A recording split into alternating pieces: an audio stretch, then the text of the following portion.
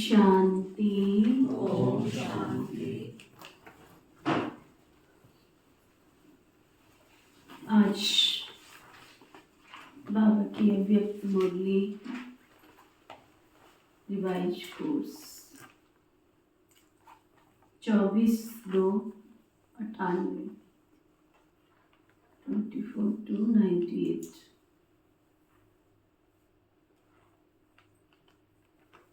बाबा ने बहुत सुंदर मेहनत से छूटने के उपाय बताए। कौन कौन छूटना चाहते हैं?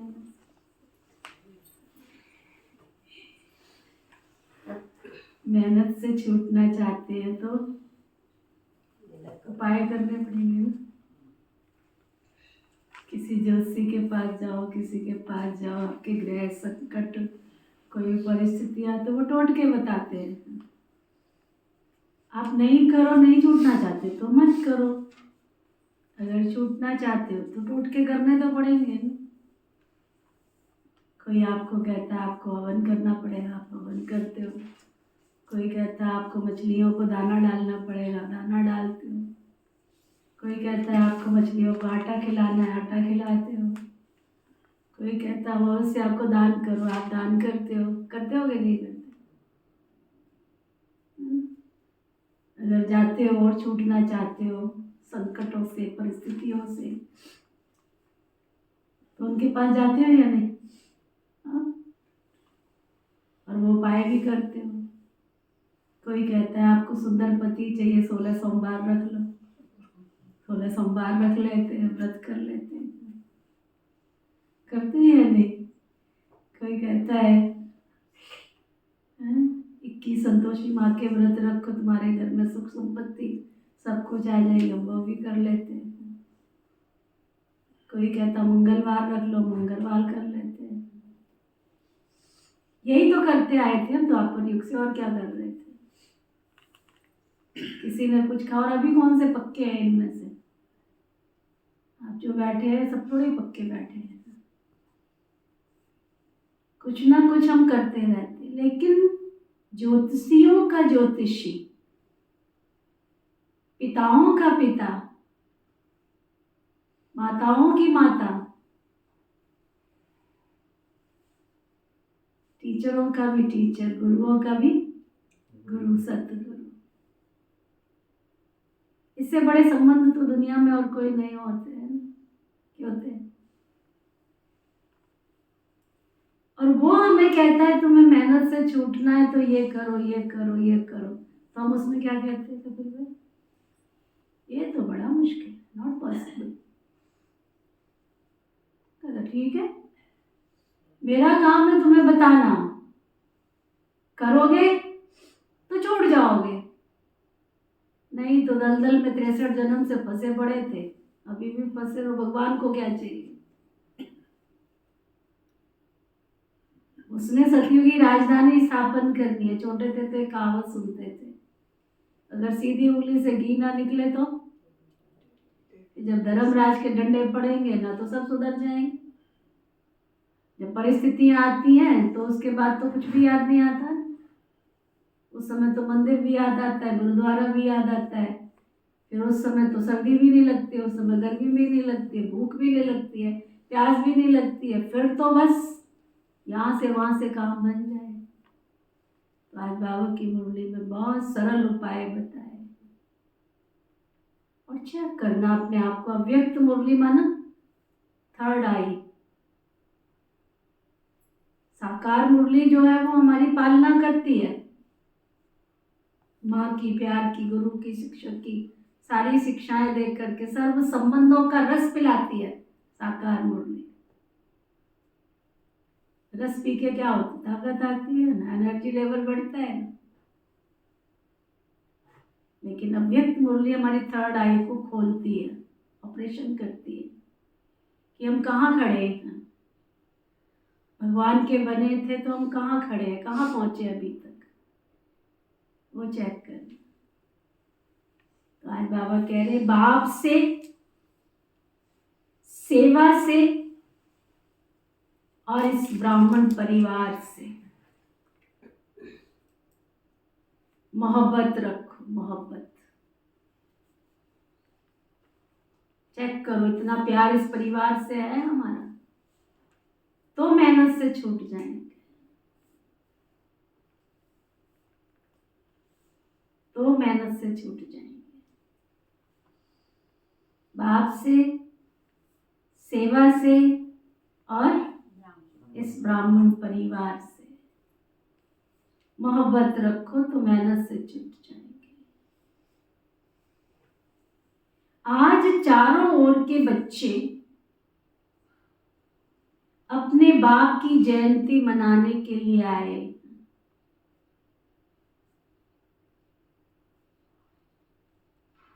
रियलाइज करना किसका दिन आने वाला है, किसका दिन मनाएंगे हम। तुम तो भक्ति से भी गए बीते हो, एहसान दिखाते हो, दफा करो। किसको बुलाना है? भगवान को अपने घर में बुलाना है। सीधा साधा मिल गया इसलिए, बोला भला मिल गया इसलिए नहीं आएगा वो तुम्हारे घर पे। जरूरत नहीं है उसको, तुम्हें जरूरत है। बोलो किस किस को जरूरत है? तुम्हें जरूरत है, उसको जरूरत नहीं तुम्हारे पास आने की। रियलाइज करो, चाहे सम्मुख बैठे हैं, चाहे आकारी रूप में बाप के सामने बैठे हो, चाहे सामने बैठे हो, चाहे सूक्ष्म रूप में बैठे हो, बाप सभी बच्चों को देख रहे हैं। एक तरफ मिलन मनाने की खुशी है, दूसरी तरफ सेवा का उमंग उत्साह है कि जल्दी से जल्दी बाप दादा को प्रत्यक्ष करें। बाप दादा चारों ओर के बच्चों को देखते हुए अरब खरब गुना मुबारक दे रहे हैं।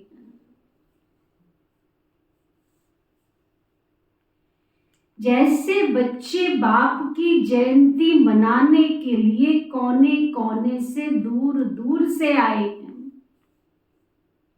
बाप दादा भी बच्चों का जन्मदिन मनाने आए।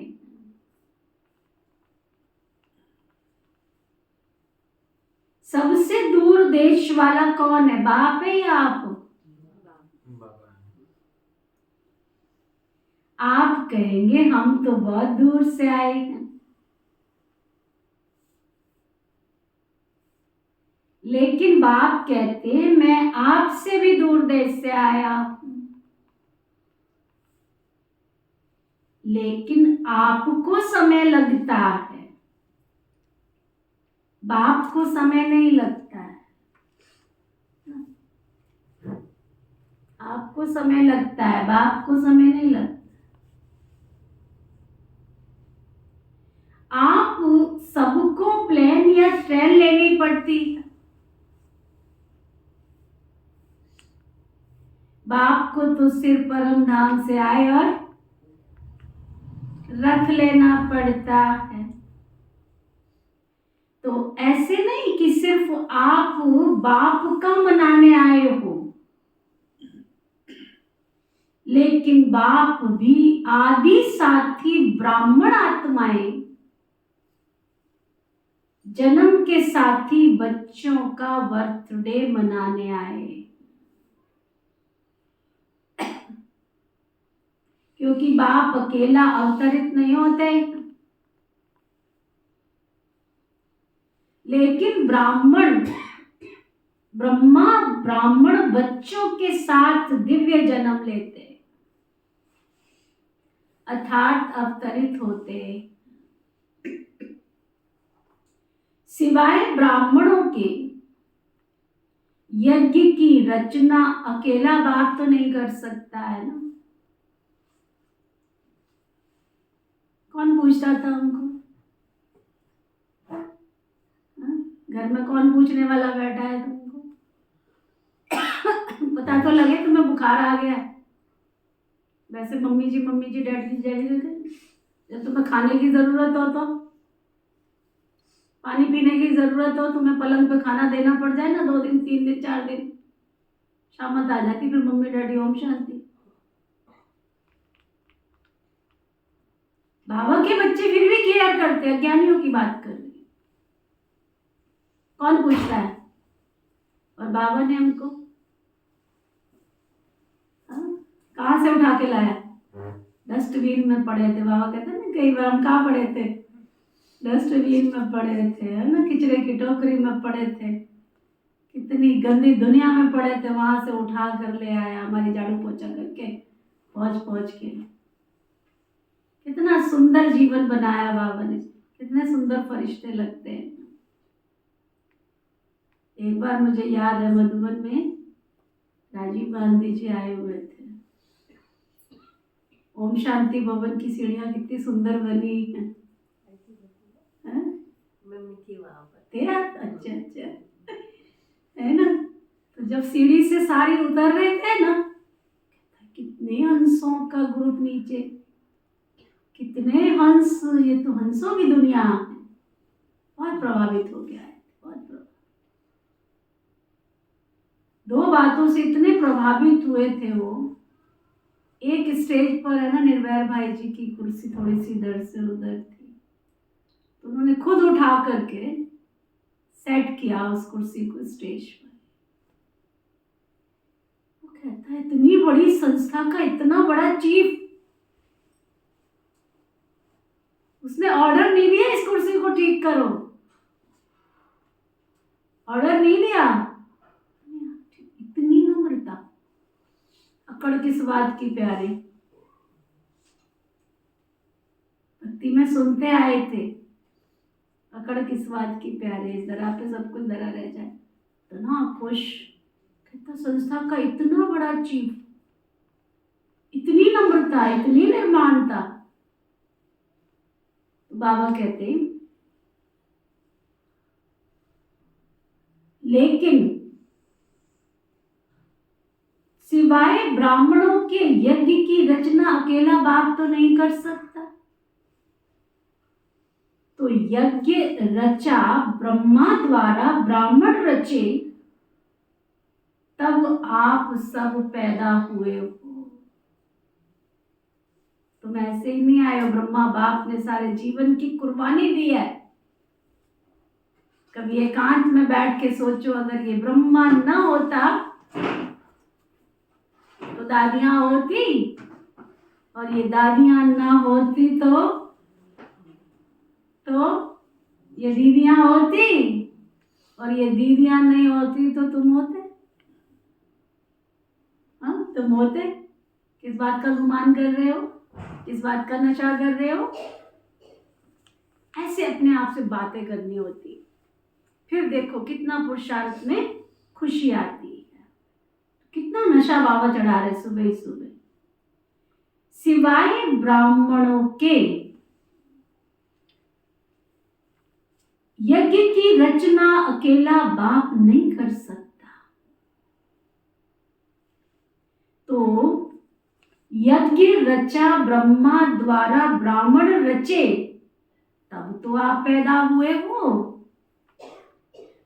तो चाहे 2 वर्ष वाले हो, चाहे 2 मास वाले हो, लेकिन आप सभी को भी दिव्य ब्राह्मण जन्म की बहुत बहुत मुबारक हो, मुबारक हो, मुबारक हो। तुम क्या मनाओगे जन्मदिन?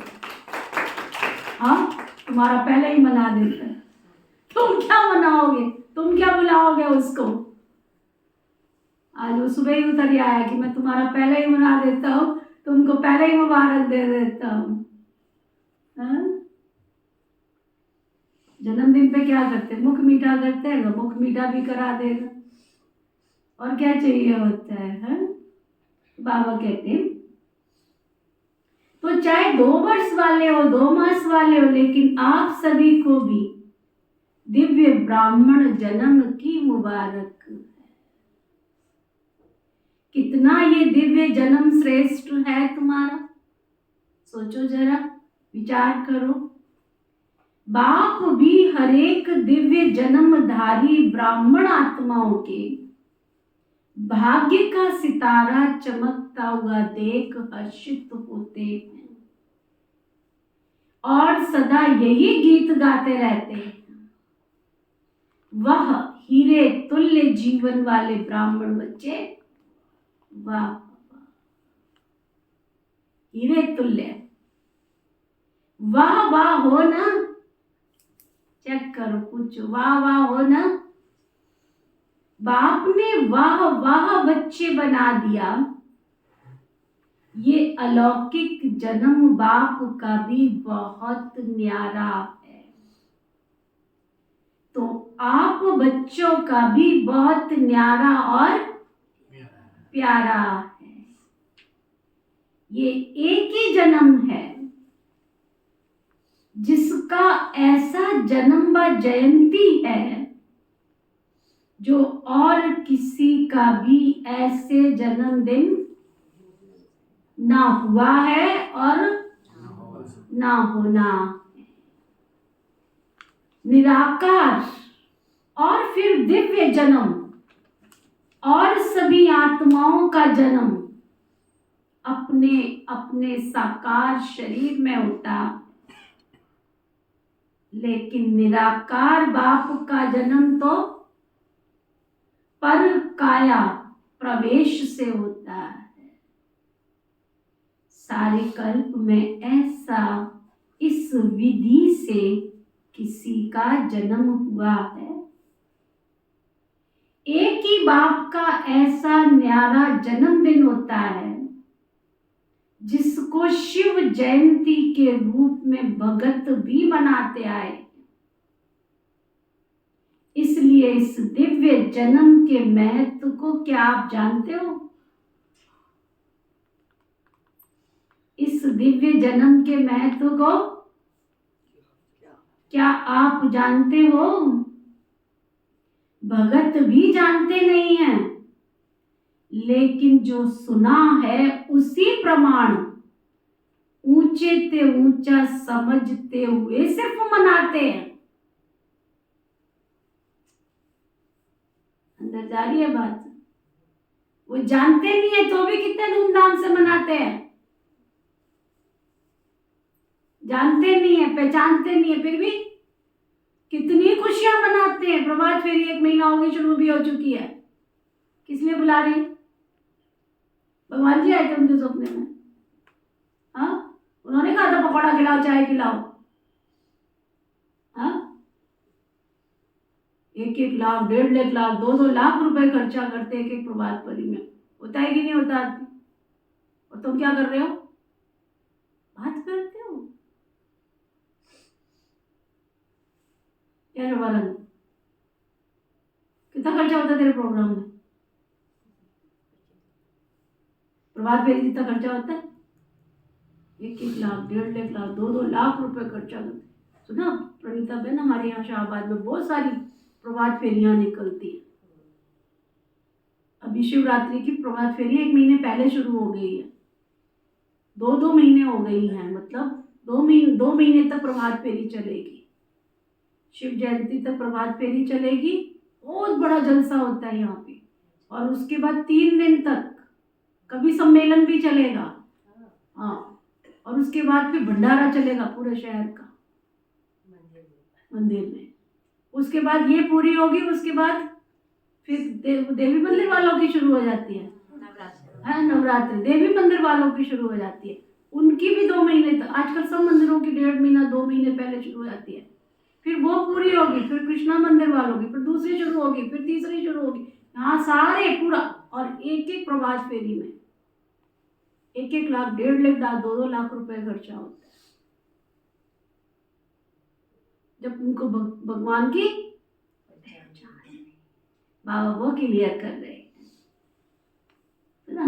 बाबा कहते भक्त जानते भी नहीं है, लेकिन जो सुना है उसी प्रमाण ऊंचे ते ऊंचा समझते हुए मनाते आते हैं। आज किसके यहाँ प्रभात फेरी है पवन भाई? इधर आसपास है क्या? हुड्डा में है। संजीव सर के पास। अच्छा, इनको दिखा के लाना चाहिए। इतना सुंदर सजाते हैं ना पंडाल, बहुत सुंदर पंडाल सजाते हैं। जैसे अपने झांकियों में सजाते हैं ना, ऐसे सुंदर पंडाल सजाते हैं, बहुत सुंदर।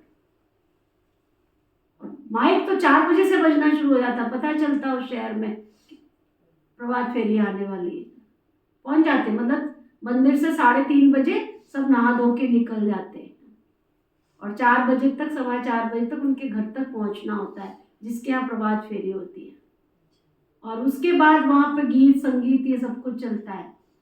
7:30 पौने 8 बजे तक प्रभात फेरी पूरी हो जाती है। बहुत गीत गाना होता है, नाच गाना होता है, सब कुछ होता है, बहुत खुशियां मनाते हैं, है ना। बाबा कहते हैं वो जानते भी नहीं है, फिर भी कितने ऊंचे बाप का दिन मनाते हैं। और आप बच्चे सिर्फ मनाते नहीं हो, लेकिन मनाने के साथ स्वयं को बाप समान बनाते भी हो। अलौकिक दिव्य जन्म के महत्व को जानते हो ना। और किसी भी बाप के साथ बच्चे का साथ साथ जन्म नहीं होता, लेकिन शिव जयंती अर्थात बाप के साथ दिव्य जन्म के साथ बच्चों का भी जन्म होता है। इसलिए डायमंड जुबली मनाई है ना।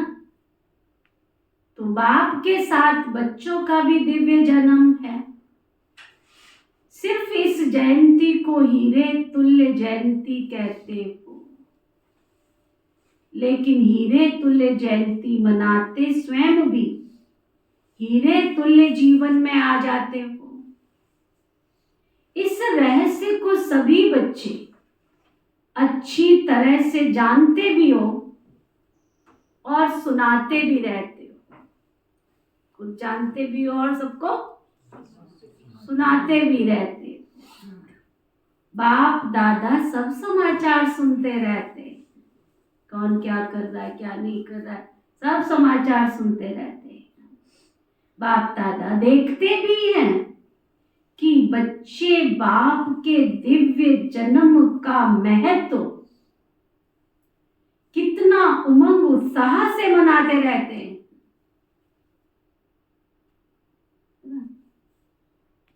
सब पहुंचता है बाबा के पास, तुम कितना दिल से प्यार करते हो, कितने उमंग उत्साह से मनाते रहते हो।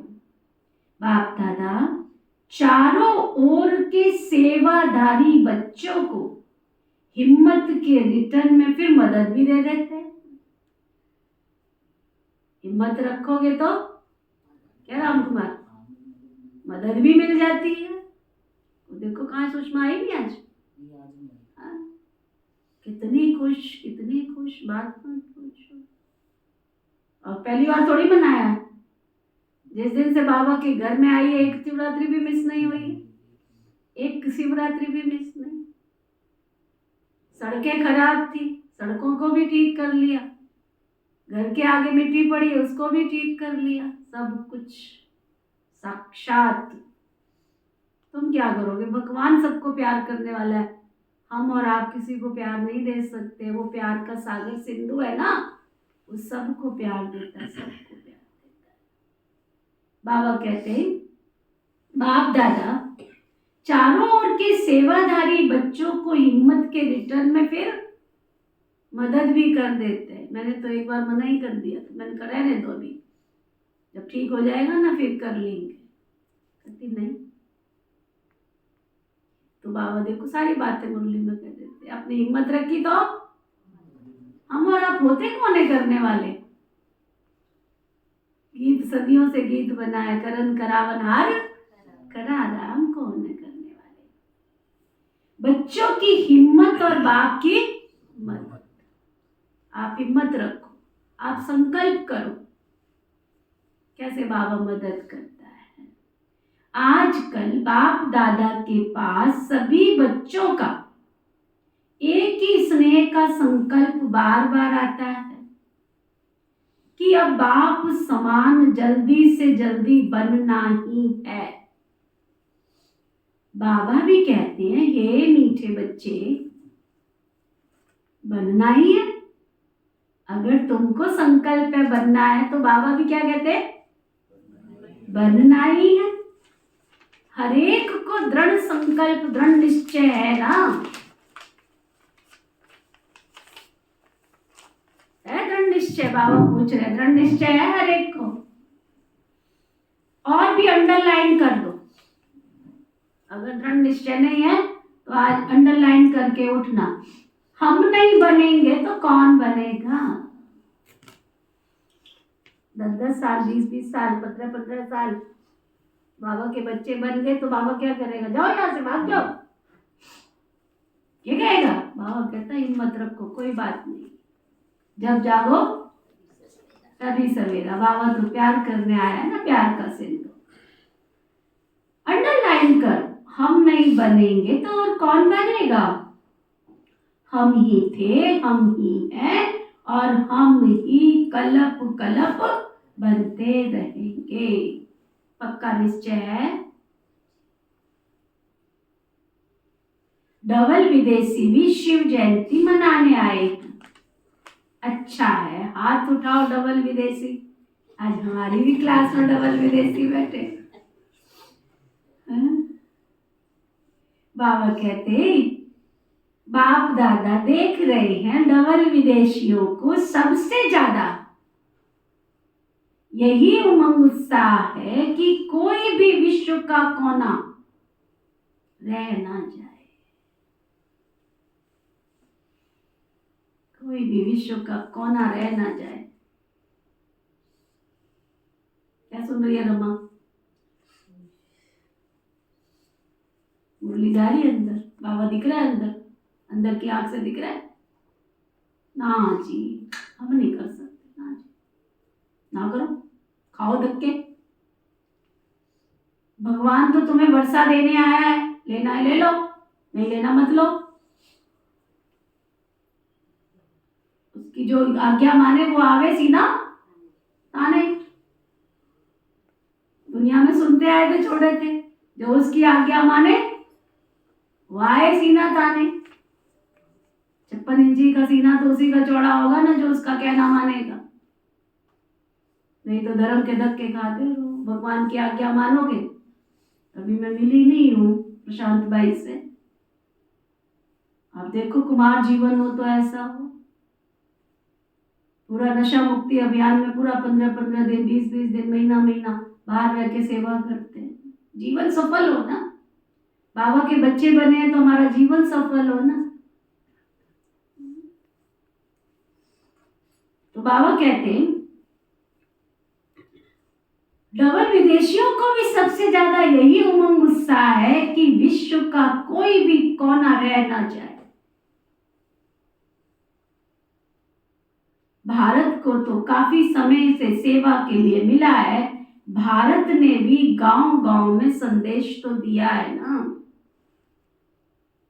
लेकिन डबल विदेशियों को भारत से सेवा का समय कम मिला।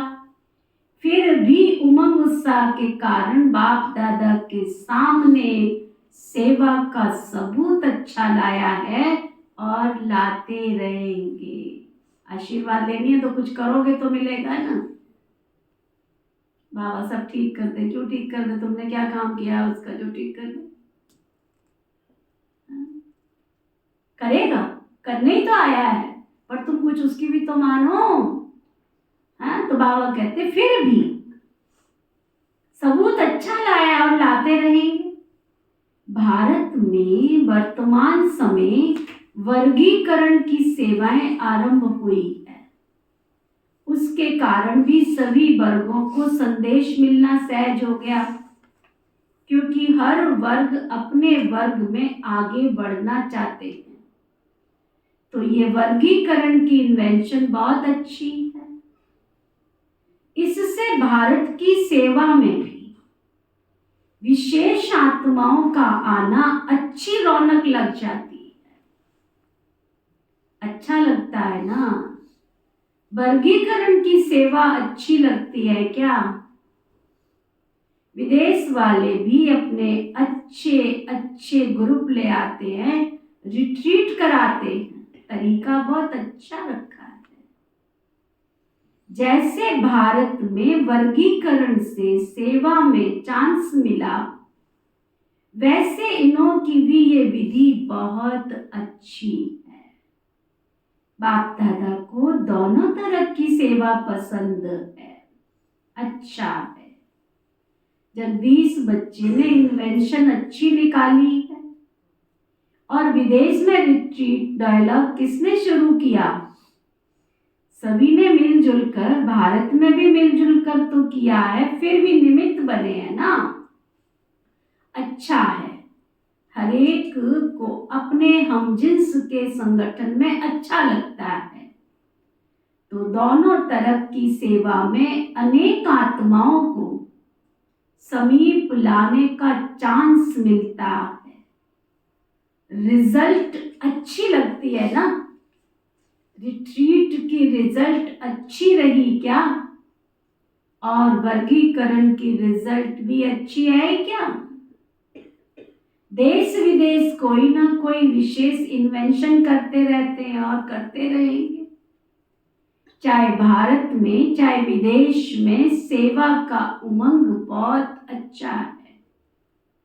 बाप दादा देखते हैं, सबको देख रहा है, वतन में बैठ के सबको देख रहा है। बाप दादा देखते हैं, जो अंडरलाइन करो बुद्धि रूपी डायरी में, कपिल भाई, बाप दादा देख रहा है। क्या देख रहा है? जो सच्चे दिल से निस्वार्थ भाव से सेवा में आगे बढ़ते जाते हैं, उन्हों के खाते में पुण्य का खाता बहुत बहुत बहुत जमा होता जाता है। एक बार नहीं, 1000 बार इस क्लास में समझाया गया है। ज्ञान सुनने से आपका पुण्य का अकाउंट नहीं खुलता। पुण्य का अकाउंट किससे खुलता है? सेवा से। और बाबा ने आज इसमें प्लस क्या किया? क्या प्लस किया पवन भाई? सेवा के साथ क्या प्लस किया? निस्वार्थ भाव से सेवा करोगे तो। दोबारा सुन, बाप दादा देखते हैं जो सच्ची दिल से निस्वार्थ सेवा में आगे बढ़ते जाते हैं, उन्हों के खाते में पुण्य का खाता बहुत अच्छा जमा होता जाता है। कई बच्चों का एक है अपने पुरुषार्थ की प्रारब्ध का खाता, दूसरा है संतुष्ट रहकर संतुष्ट करने से दुआओं का खाता, और तीसरा है यथार्थ योग युक्त युक्ति युक्त सेवा के रिटर्न में पुण्य जमा करने का खाता। और ये तीनों खाते ना, कौन कौन से तीन खाते? 3 अकाउंट बाबा के पास खुले हुए हैं, चेक करना तुम्हारे तीनों अकाउंट है बाबा के पास। कौन कौन से पवन में? मुरली सुन रहे हो या नहीं सुन रहे हो?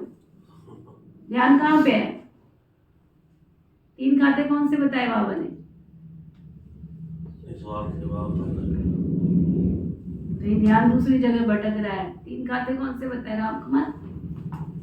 बाबा ने कहा निस्वार्थ सेवा करनी और दूसरा, जब पता ही नहीं है तो चेक क्या करोगे? चेक नहीं करोगे तो भरोगे कैसे उसको? 3 खाते कौन से बताए सर? निस्वार्थ सेवा,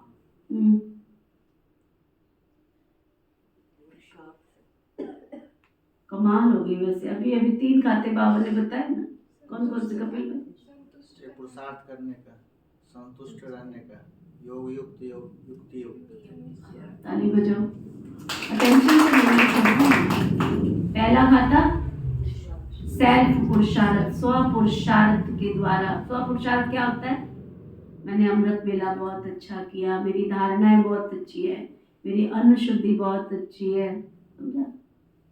मेरी प्रैक्टिकल जीवन में जो बाबा ने धारणा, ज्ञान योग धारणा, ये 3 सब्जेक्ट जिसके बहुत पक्के हैं, उसको कहते हैं सेल्फ पुरुषार्थ।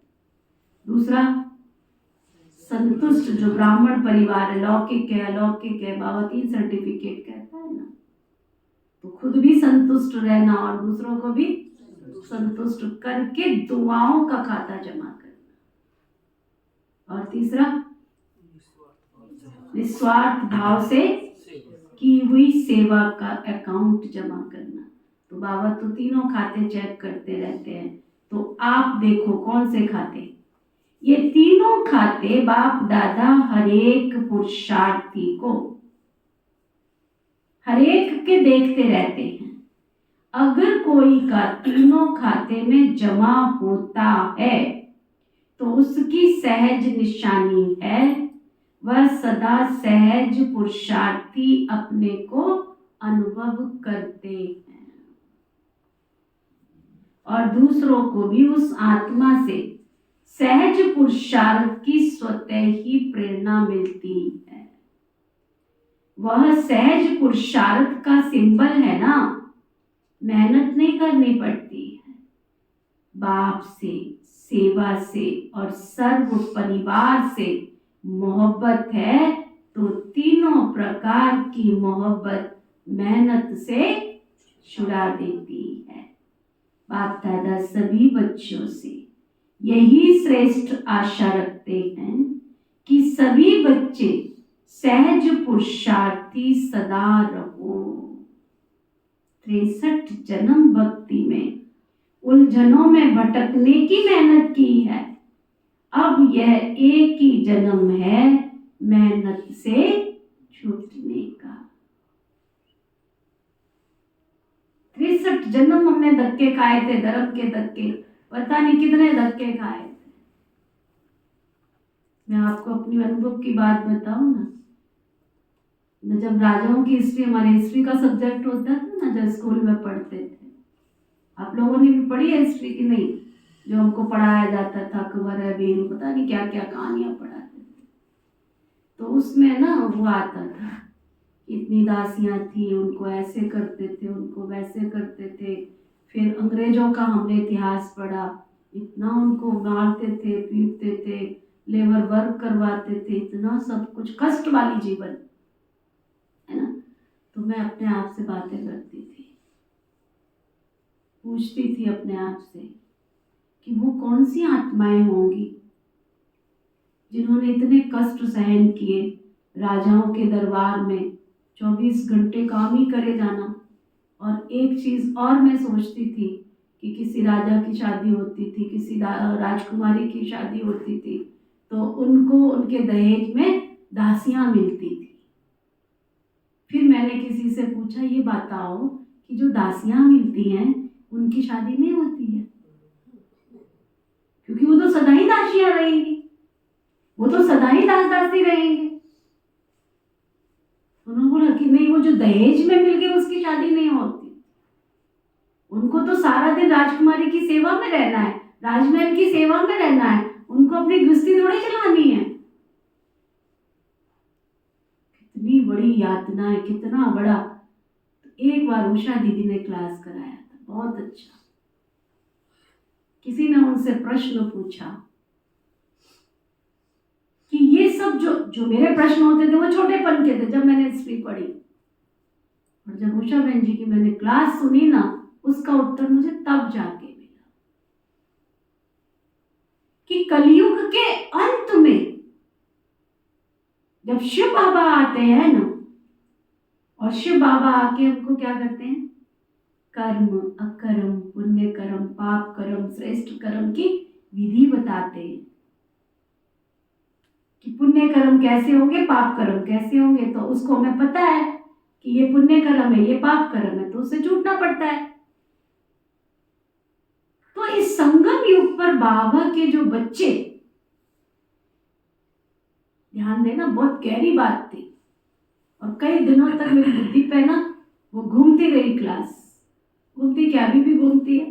तभी पुरुषार्थ होता, नहीं तो पुरुषार्थ नहीं हो सकता। तो उन्होंने बताया कि संगम युग पर जब हम भगवान के बच्चे बनते हैं, और भगवान के बच्चे जब बनते हैं तो हमसे कर्म क्या हो जाते हैं, विकर्म बनना शुरू हो जाते हैं। और मूल का मूल क्या होता है, चक्रवृद्धि ब्याज शुरू हो जाता है।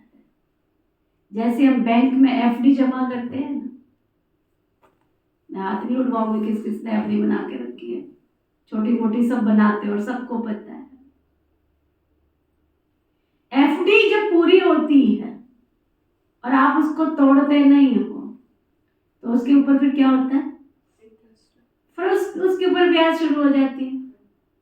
फिर नहीं तोड़ते हो फिर क्या होता है, फिर ब्याज शुरू हो जाती है। अगर आपकी बचपन में बनाई हुई एफडी, बचपन में बनाई हुई एफडी आपके ताउम्र बुढ़ापे तक चलती है तो उसका ब्याज कितना जमा हो जाता है? समझ आ रही बात मेरी, जा रही है अंदर तौर पर? कितना हो जाता है? उस ब्याज को प्राप्त करने की हमको कितनी खुशी होती है। देखा हमारी एफडी पूरी हुई और हमको कितना सारा ब्याज मिल गया। तो उषा दीदी ने क्लास कराया, संगम युग पर जो ब्राह्मण आत्माएं परमात्मा को जानकर, मानकर, पहचान कर पाप कर्म करती है, दुष्कर्म करती है, बाप की आज्ञा की अवज्ञा करती है, अभी तो हम सहज भाव से कह देते हैं, लेकिन वो हमारे कर्मों की एफडी बनती चली जाती है और उस एफडी के ऊपर ब्याज के बाद क्या होता है, मूल तो रह गया जो कर्म तुमने किया, पाप कर्म किया, दुष्कर्म किया, बाप की अवज्ञा की या बाप की नॉलेज के विपरीत कोई कर्म किया, वो एफडी हमारी यहाँ पे बन रही है। इतना योग तो हमारे पास है नहीं है जो हमने पाप किया साथ साथ चुक्त हो जाएगा, क्योंकि एक पाप की सजा 100 गुना है। तो इतने पुण्य तो हम सारे दिन में कर नहीं लेते हैं। पुण्य ज्यादा होते हैं या पाप ज्यादा होते हैं?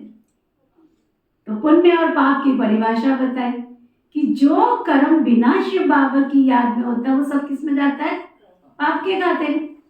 तो चेक करो सारे दिन में पुण्य ज्यादा है या पाप ज्यादा है। कोई भी कर्म ईर्ष्या, द्वेष, नफरत, घृणा, क्रोध, लोभ, मोह, अहंकार के वश अगर तुमने किया वो क्या बन जाता है, पाप बन जाता है। अब उस पाप की जो एफडी तुम्हारी खुल गई, उस एफडी का क्या होता है, मूल का मूल चक्रवृद्धि ब्याज शुरू हो जाता है। और वो ब्याज कहाँ चुकता करोगे तुम?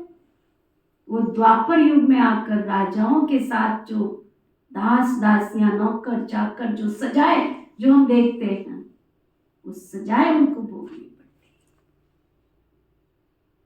है। इतना गहरा राज है, इतना गहरा। इसलिए बाबा कहते हैं तुमसे कुछ नहीं होता है ना, बस इतना अटेंशन दे लो संगम युग पर कि हमसे कोई ईर्ष्या, द्वेष, नफरत, घृणा, काम, क्रोध, लोभ, मोह, अहंकार के वश कोई दुष्कर्म, कोई पाप कर्म ना हो जाए। इतना अटेंशन दे लो इस संगम युग पर बस, है ना। तो बाबा आज बता रहे हैं 63 जन्म भक्ति में उलझनों में भटकने की हमने मेहनत की, अब ये एक ही जन्म है हमारे पास मेहनत से छूटने का।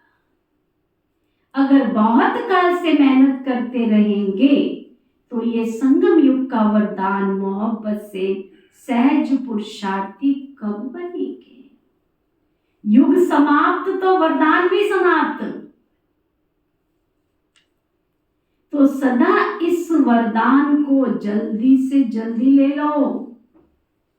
कोई भी बड़े से बड़ा कार्य हो, कोई भी बड़े से बड़ी समस्या हो, लेकिन हर कार्य, हर समस्या ऐसे पार हो जैसे आप लोग कहते हो मक्खन से बाल निकल गया।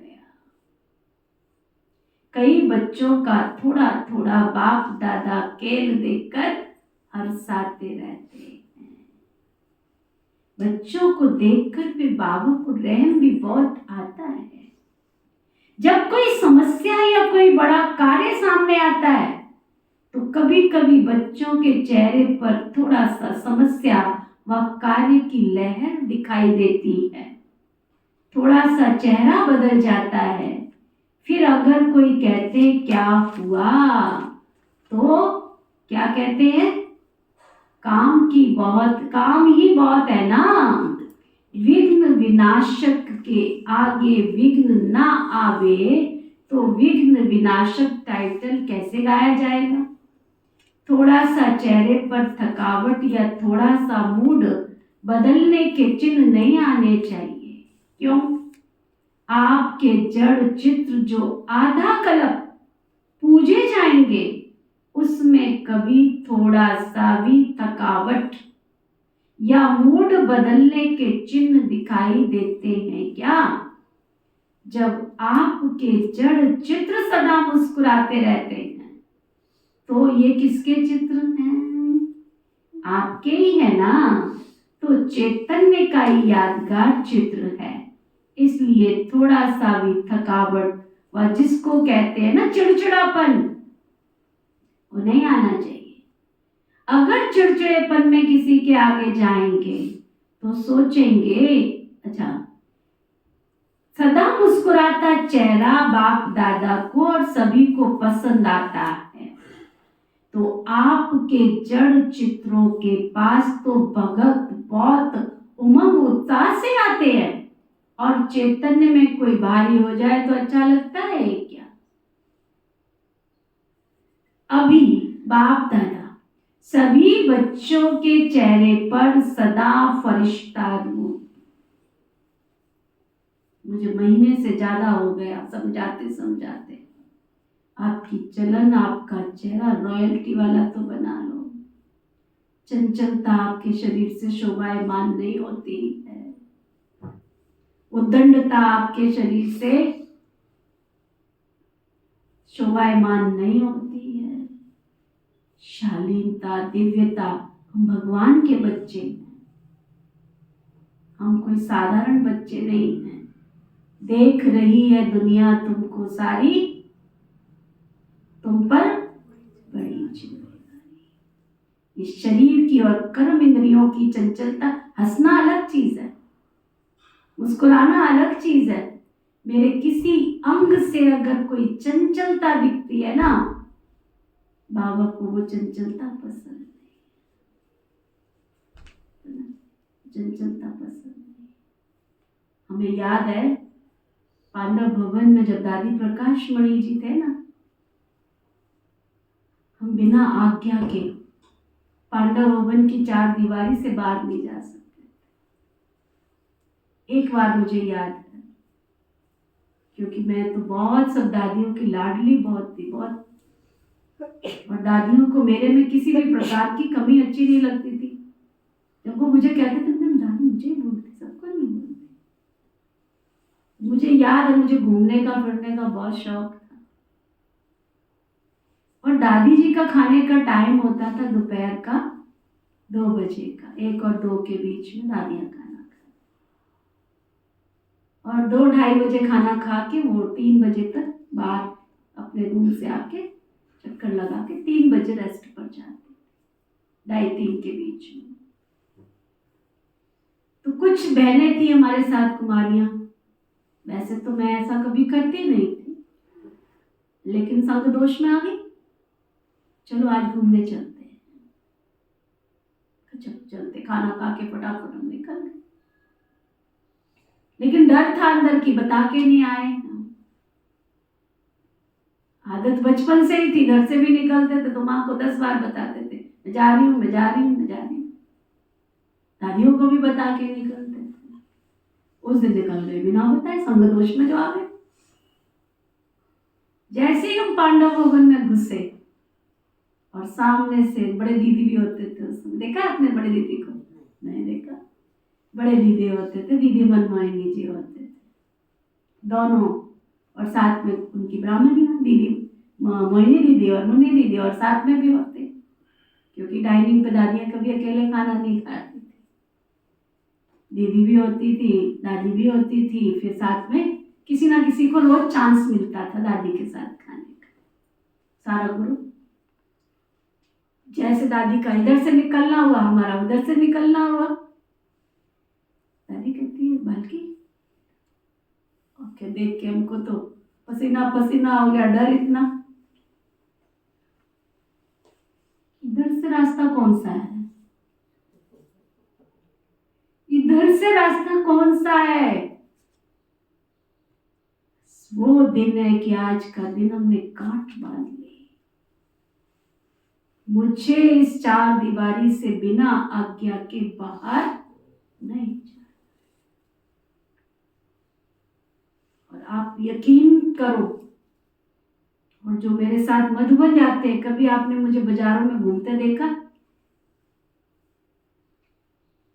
कभी देखा? नहीं पसंद।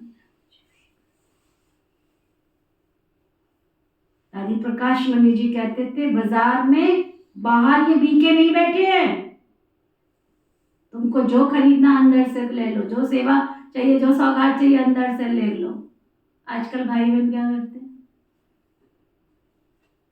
अभी कल मैसेज आया है सारा, अपने भाई बहनों को जिनको लेके आते उनको सिखा के लेके आओ, उनको क्लास में बैठना सिखा के लेके आओ। वहां से घूमते रहते हैं, काटते रहते हैं। यानी इतनी बड़ी आज्ञा का उदाहरण है ये।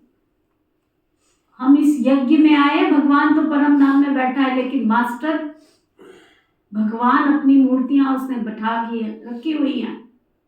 उनकी आज्ञा की अगर तुमने अवज्ञा की तो दुनिया में क्या कहते हैं? आज्ञा भई अकाल की।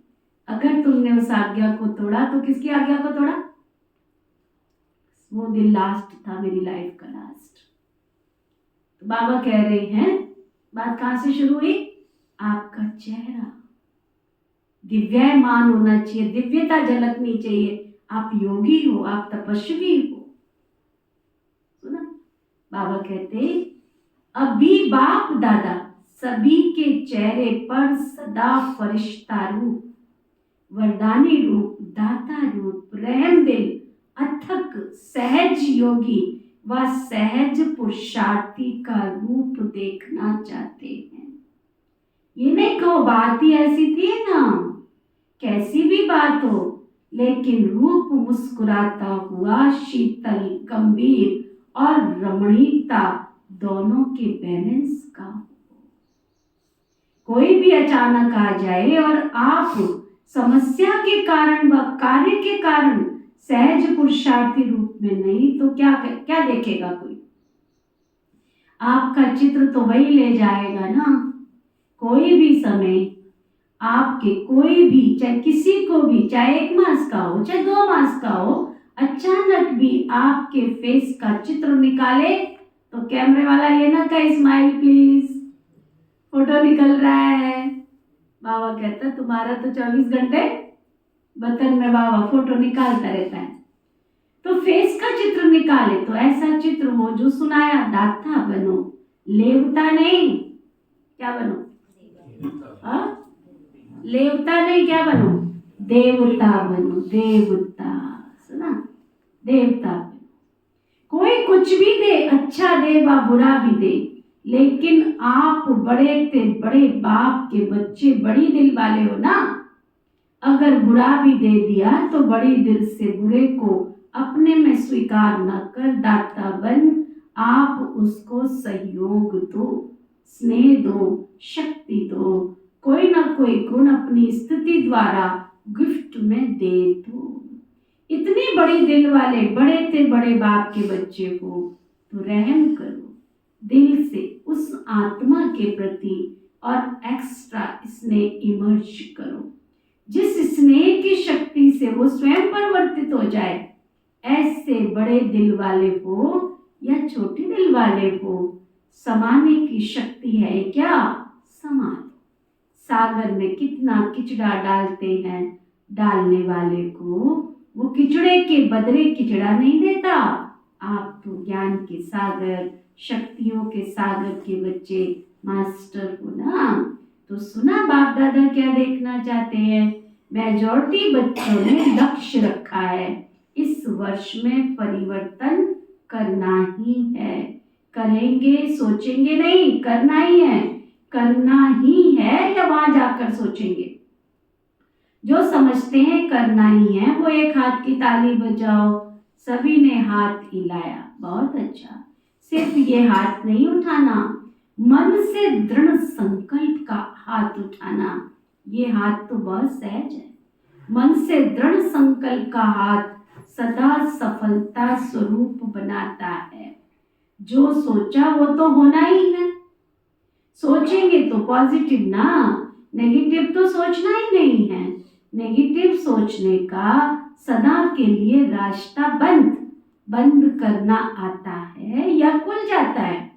जैसे अभी तूफान लगा ना तो दरवाजे आपे ही खुल गए, ऐसे तो नहीं होता। आप समझते हो बंद करके आ गए हैं, लेकिन तूफान खोल दे ऐसा ढीला नहीं करना। अच्छा, डबल विदेशियों का उत्सव बहुत अच्छा हुआ। 10 वर्षों से अधिक समय से ज्ञान में चलने वाले करीब 400 डबल विदेशी भाई बहनों का सम्मान समारोह मनाया गया। अच्छा लगा क्या? जिसने मनाया और अच्छा लगा वो हाथ उठाओ। पांडव भी हैं। इसका महत्व क्या है? मनाने का महत्व क्या है? मनाना अर्थात बनना। सदा ऐसे ताजदारी, स्वपुरुषार्थ और सेवा की जिम्मेवारी क्या कहें, मौज ही कहें। सेवा के मौज मनाने का ताज सदा सिर पर पड़ा रहे। कौन सा ताज? ब्राह्मण माना सेवा, सेवा और सेवा। ब्राह्मणों की श्वास क्या है ना? ब्राह्मण माना श्वास क्या है?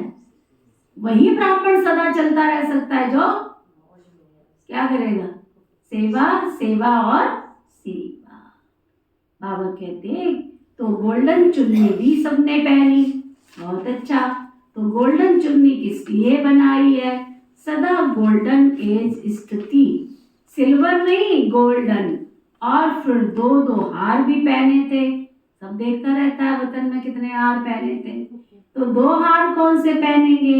एक तो सदा बाप के गले का हार, सदा कभी गले से निकलना नहीं, गले में पिरोए रहें। और सदा सेवा द्वारा औरों को भी बाप के गले का हार बनाना। ये डबल हार है ना। तो बहुत अच्छा, मनाने वाले को भी लगा और देखने वाले को भी लगा। तो इस उत्सव मनाने का, सदा के उत्सव का रहस्य बताया।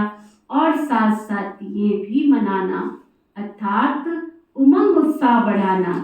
सभी के अनुभव बाप दादा ने देख लिए, अच्छे अनुभव रहे। खुशी और नशा सभी के चेहरों पर दिखाई दे रहा था। बस ऐसा ही शक्तिशाली मुस्कुराता हुआ रमणीक और गंभीर स्वरूप सदा इमर्ज रखते चलो, क्योंकि आजकल के समय के हालतों के प्रमाण ज्यादा सुनने वाले, समझने वाले बहुत कम है, देखकर अनुभव करने वाले ज्यादा ना। आपका ज्ञान सुनने वाले और आपके समझाने समझने वाले बहुत कम है। आपकी सूरत में बाप का परिचय सुनाने की बजाय दिखाई दे तो अच्छा किया। बाप दादा भी देख देख कर हर्षित हो रहे हैं। इस वर्ष को व सीजन को विशेष उत्सव की सीजन मनाई है। उस 98 इयर्स में बहुत सारे भाई बहनों के क्या सिल्वर जुबली, गोल्डन जुबली, बहनों की भी, भाइयों की भी, कुमारों की, कुमारियों की, सबकी मनाई गई थी। तो बाबा कहते उत्सव की सीजन मनाई है। हर समय एक जैसा तो नहीं होता है। फिर ड्रिल कराई बाबा ने। सभी में रूलिंग पावर है। कर्म इंद्रियों के ऊपर जब चाहो तब रूल कर सकते हो। स्वराज्य अधिकारी बने हो क्या? जो स्वराज्य अधिकारी हैं वही विश्व के राज्य अधिकारी बनेंगे। जब चाहो कैसा भी वातावरण हो, लेकिन अगर मन बुद्धि को ऑर्डर दो स्टॉप, तो हो सकता है या टाइम लगेगा। ये अभ्यास हर एक को सारे दिन में बीच बीच में करना बहुत आवश्यक है। और कोशिश करो जिस समय मन बुद्धि बहुत व्यस्त है ना, ऐसे समय पर भी अगर 1 सेकंड के लिए स्टॉप करना चाहो तो स्टॉप हो जाए। बैठो सीधे होके, सभी सब सीधे होके बैठ जाओ, बिल्कुल सीधे। मन को एकाग्र कर दो, एकदम पॉइंट ऑफ लाइट, चमकती हुई मणि को देखो। एक ये देह भी याद ना आवे और देहधारी भी याद ना आवे।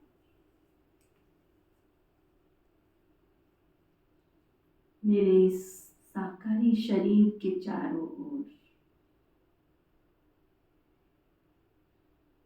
इस दिव्य मणि का प्रकाश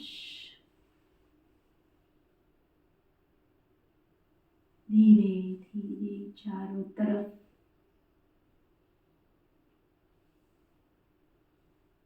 फैलता जा रहा है। मेरे चारों ओर एक आभा मंडल, तेजस्वी प्रभा मंडल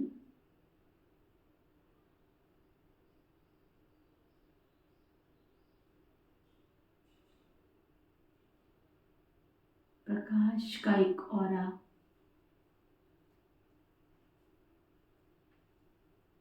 बनता जा रहा है। सूक्ष्म शरीर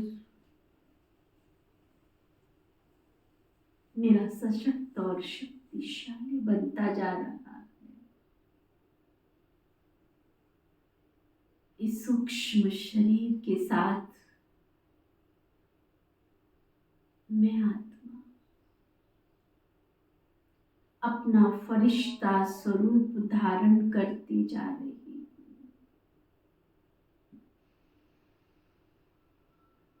इस फरिश्ते स्वरूप में धीरे धीरे बाह्य जगत की सभी बातों से मुक्त,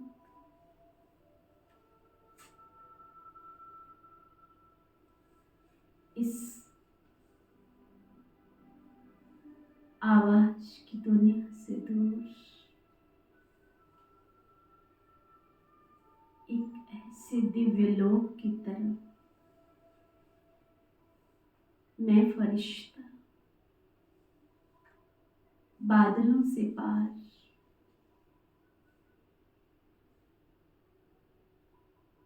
दूर, बहुत दूर फरिश्तों के लोग, फरिश्तों की दुनिया में उड़ता जा रहा हूँ,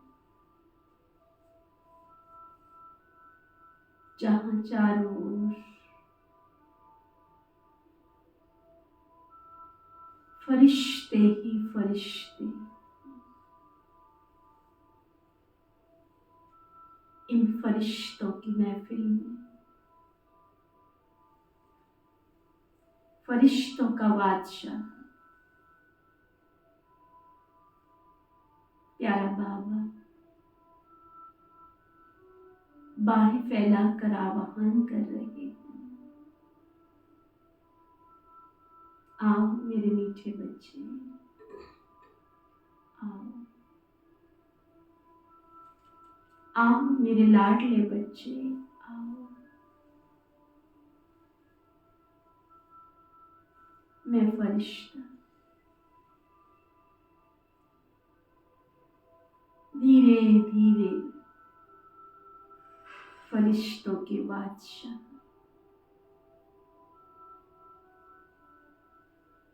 प्यारे बाबा की बाहों में नैनों में समाता जा रहा हूँ। बाबा की वो दिव्य दृष्टि मुझ फरिश्ते दिव्य शक्तियों से, दिव्य गुणों से भरपूर कर सशक्त और शक्तिशाली दिव्यता संपन्न बनाती जा रही है।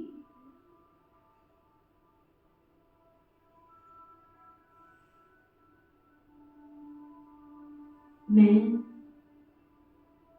और बाबा, बाबा और मैं दिव्य शक्तियों से परिपूर्ण होकर कंबाइंड स्वरूप धारण कर फिर से साकारी दुनिया में, साकारी शरीर में फरिश्ता रूप धारण कर प्रकृति के बीच में शांति दूत बनकर आ रहा हूं। मैं शांति दूत, शांति की किरणें चारों ओर दूर दूर तक फैलती जा रही है।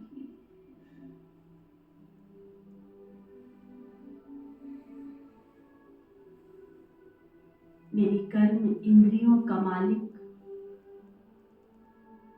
मैं सशक्त और शक्तिशाली दिव्य रूहानियत से भरपूर चैतन्य आत्मा।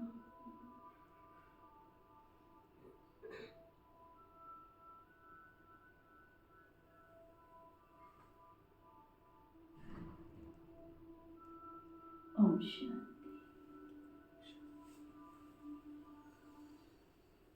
तो बाबा ने ड्रिल कराई और कहा जो स्वराज्य अधिकारी हैं वही विश्व के राज्य अधिकारी बनेंगे।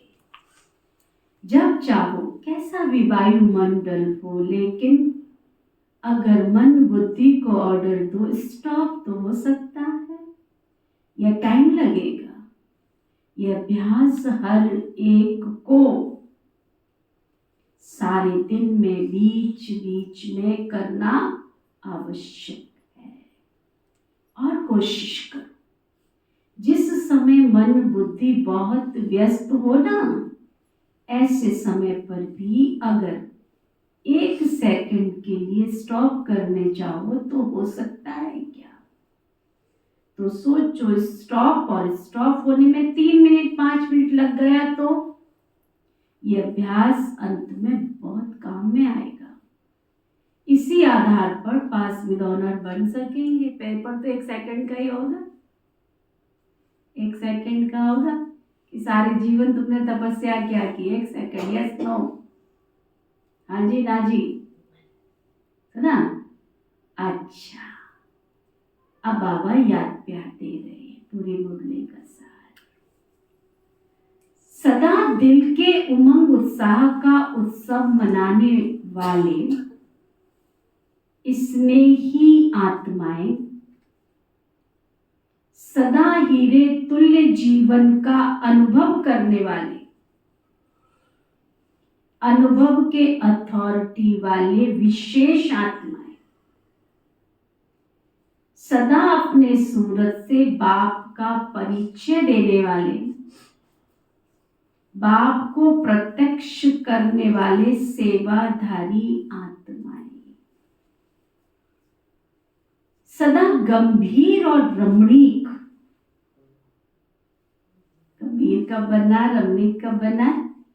सदा गंभीर और रमणीक दोनों का साथ में बैलेंस रखने वाले, सबके ब्लेसिंग के अधिकारी आत्माएं। ऐसे चारों ओर के देश विदेश के बच्चों को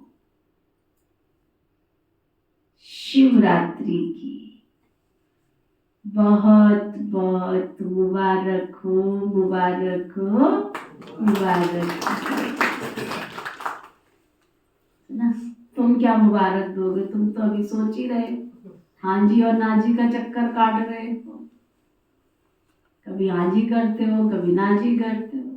बाबा कहता करो ना करो, मैं तो तुमको मेरे बच्चे हो ना, कितना प्यार का सागर है बाबा। मुबारक हो, मुबारक हो। साथ साथ बाप दादा का, दिलाराम का दिल व जान सिक व प्रेम से याद प्यार और नमस्ते। हम सब रूहानी बच्चों की दिल व जान सिक व प्रेम से नमस्ते, नमस्ते, नमस्ते जी। वरदान सतगुरु प्यारे बाबा का वरदान, अपने राज्य अधिकारी व पूज्य स्वरूप की स्मृति से दाता बन देने वाले सर्व खजानों से संपन्न भव।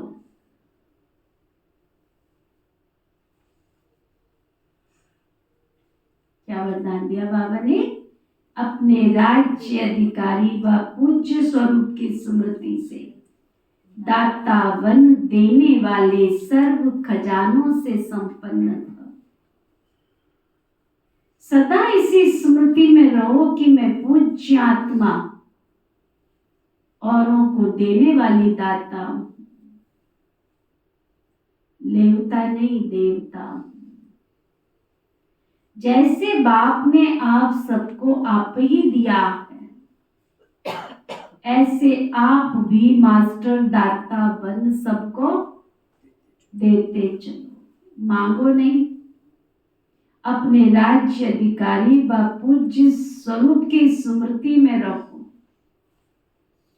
आज तक आपके जड़ चित्रों से जाकर मांगनी करते हैं, कहते हैं हमको बचाओ, तो आप बचाने वाले भी क्या आप बचाने वाले भी अब तक ये नहीं कहो बचाओ बचाओ बचाओ, बचाओ बचाओ कहने वाले नहीं, परंतु दाता के बच्चे बनने के लिए, दाता बनने के लिए याद से, सेवा से, शुभ भावना, शुभ कामना से सर्व खजानों में संपन्न बनो। स्लोगन, चलन और चेहरे की प्रसन्नता ही, चलन और चेहरे की प्रसन्नता ही रूहानी पर्सनैलिटी की निशानी है।